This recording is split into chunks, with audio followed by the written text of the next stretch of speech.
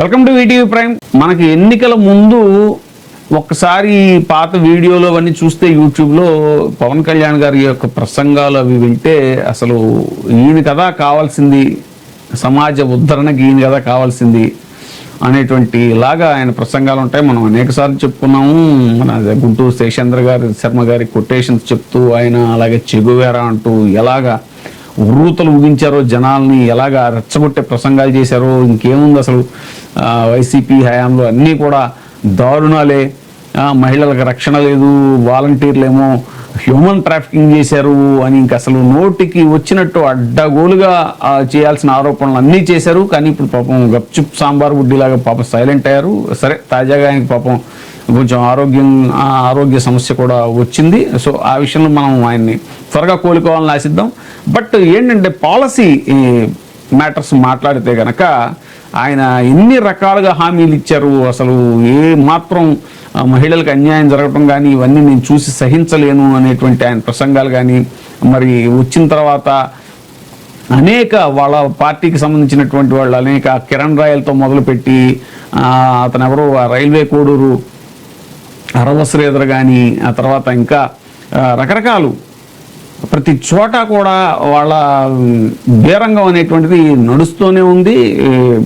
జనసేన నాయకుల బేరంగం. ఇక తాజాగా కాకినాడలో కూడా వరుసకు సోదరైన మహిళ భూమిని కొట్టేసేందుకు డిసిసిబి చైర్మన్ కాకినాడ జనసేన జిల్లా అధ్యక్షుడు తుమ్మల బాబు స్కెచ్ వేశారు. కాకినాడ జిల్లా ఎర్రవరంలో సుమారు 50 లక్షల విలువ చేసే 94 సెంట్ల భూమిని తన అధీనంలో పెట్టుకుని వరుసకు సోదరి అయిన అమలకంటి తుమ్మల బాబు వేధిస్తున్నారు. కిరణ్మయి భర్త కిడ్నీ పేషెంట్ కావడంతో ఆ భూమి వ్యవహారం తాను చూసుకుంటానని నమ్మించి ఆ భూమికి సంబంధించి పాస్ పుస్తకాలు ఆమె పేరిట ఇవ్వకుండా ఇబ్బందులు పెడుతున్నారు. అధికార పార్టీ నేత కాదనడంతో స్థానిక తహసీల్దార్ ఆమెకు పట్టాదారు పాస్ పుస్తకం ఇవ్వడం లేదు. ఎన్నిసార్లు ఫిర్యాదు చేసినా తనకు పాస్బుక్ ఇవ్వకపోవడంతో బాధితురాలు తల్లితో కలిసి సోమవారం కాకినాడ కలెక్టరేట్లో నిర్వహించినటువంటి పీజీఆర్ఎస్లో కలెక్టర్ హరేంద్ర ప్రసాద్కు ఫిర్యాదు చేసింది. తుమ్మల బాబు తన పెదనాన్న కొడుకు అని, తన భూమి తనకు ఇవ్వకుండా ఇబ్బందులకు గురి చేస్తున్నారని ఫిర్యాదులో పేర్కొన్నారు. తమ తల్లిదండ్రులు తనకు పసుపు కుంకుమ మాన్యం కింద ఇచ్చినటువంటి ఈ భూమిని కొన్నేళ్లుగా తుమ్మల బాబు తన అధీనంలో ఉంచుకుని తనను మానసిక క్షోభకి గురి చేస్తున్నారు అని తెలిపింది. తన భూమిని కొట్టేసేందుకు ప్రయత్నాలు చేస్తున్నారని ఆమె కన్నీటి పర్యంతమైంది. తుమ్మల బాబు అధికార బలంతో ఆ భూమికి పట్టాదారు పాస్బుక్ కూడా సంపాదించినట్టు తెలిసిందన్నారు. ఆ భూమికి సంబంధించి పంట డబ్బులు కూడా ఇవ్వకుండా ఇబ్బందులు పెడుతున్నట్టు ఆమె తెలిపింది. భూమి గొడవల నేపథ్యంలో తన భర్త గత ఏడాది సెప్టెంబర్లో ఎక్కడికో వెళ్లిపోయారని చెప్పారు. పెద్దాపురపు మండలం పులిమేరు గ్రామంలో తన తండ్రికి చెందిన 5 సెంట్ల స్థలం కూడా కాజేసేందుకు తుమ్మల బాబు ప్రయత్నాలు చేస్తున్నారన్నారు. ఈ విషయం జనసేన అధ్యక్షుడు పవన్ కళ్యాణ్ దృష్టికి కూడా తీసుకెళ్లానని, అయినా తనకు న్యాయం జరగడం లేదని ఆమె వాపోయారు. విచిత్రం ఏంటంటే అక్కడ కూడా ఆ అమ్మాయి కూడా, ఇది మన హర్షవీణ, ఈ అరవ శ్రీధర్ విషయంలో ఆవిడ కూడా పాపం పవన్ కళ్యాణ్ గారిని డైరెక్ట్గా కలిసి రిప్రజెంటేషన్ ఇవ్వాలని ట్రై చేసింది. ఇక అటు మన యలమంచిల దగ్గర తీసుకుంటే ఆయన సుందరపు విజయ్ కుమార్ మీద అనేక రకాలైనటువంటి ఆరోపణలు వచ్చాయి. అక్కడ కోట వినుత ఇష్యూ ఒకటి జరిగింది. ఇలా ఏ అన్ని ఇష్యూల్లో తన వాళ్ళు ఇలాగ బయట పడుతున్నా కూడా మరి జనసేనాని ఎందుకు నోరు విప్పట్లేదు? మరి అసలు ఎందుకు ఆయన సైలెంట్ వెనకాల కారణం ఏంటి అంటే ఒక ఇది ఉందిలండి.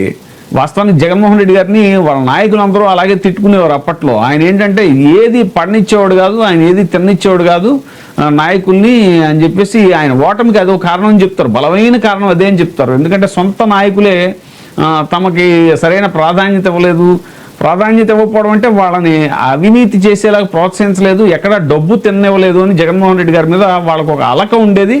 ఆ అలకతోటే వాళ్ళంతా దూరం అయిపోయారు అనేటువంటిది అప్పట్లో బాగా జరిగినటువంటి ప్రచారం, బయటకు వచ్చినటువంటి న్యూస్ అది ఎవరో కాదు, ఇది టీడీపీ అనుకూల పత్రికలు కూడా ఆ విషయాన్ని రాసాయి. సొంత కేడరే జగన్కు దూరం అయింది అని కారణాలు ఇవన్నమాట. సో ఇవన్నీ గ్రహించినటువంటి మరి పవన్ కళ్యాణ్ గారు సర్లే చూసి చూడనట్టు పోతేనే వీళ్ళు మనతో ఉంటారు, లేకపోతే కొంచెం మనం స్ట్రిక్ట్గా ఉన్నామంటే అందరూ దూరం అయిపోతారేమో అనేటువంటి భయం కూడా ఆయనకు ఉందేమో. అలా కూడా ఆయనతో సైద్ధాంతిక పరంగా విభేదించి బయటకు వెళ్ళిన వాళ్ళు బొలిశెట్టి సత్యనారాయణ గారు కానీ, ఆవిడ రజనీ గారు కానీ, కన్నా రజనీ కానీ, ఇలా చాలామంది ఉన్నారు. సరే, వాళ్ళ దారి వేరు, వాళ్ళ తీరు వేరు. ఇప్పుడు ఇలాంటి వాళ్ళు ఎవరైతే ఉన్నారో ఈ కరప్టెడ్ తర్వాత ఈ అవినీతి వీటిల్లో ఇన్వాల్వ్ అయిన వాళ్ళు ఎవరైతే ఉన్నారో సరే వాళ్ళని చూసి చూడనట్టు పోవడమే బెటర్ ఏమో అనేటువంటి నిర్ణయానికి జనసేన ఆయన వచ్చారా అనేలాగా పరిస్థితులు కనపడుతున్నాయి. మరి చూద్దాం, ఆయన త్వరగా కోలుకుని మరి వచ్చి వీటన్నిటికీ ఒక పరిష్కారం ఏమైనా చూపిస్తారేమో అనేటువంటిది వేచి చూడాల్సిన విషయం.